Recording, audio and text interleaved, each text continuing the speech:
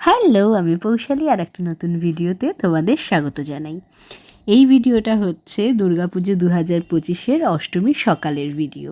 তো সকালে আমরা অঞ্জলি দিতে গিয়েছিলাম, সেগুলোর আর ফটো ভিডিও কিছুই তোলা হয়নি, মানে তুলে দেওয়ার কেউ ছিল না সেই জন্যই।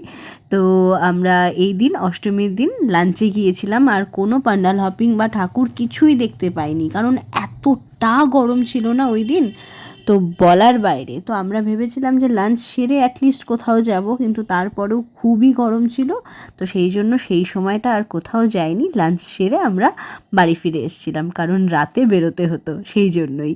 তো আমরা অষ্টমীতে এই রেস্টুরেন্টটাতেই যাই দুপুরে লাঞ্চ করতে, এবারও তাই গিয়েছিলাম।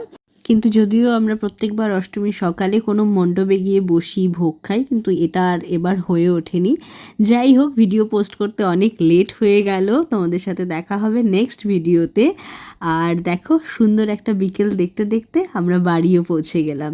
তোমাদের পুজো কেমন কাটলো অবশ্যই কিন্তু জানাতে ভুলবে না। টাটা।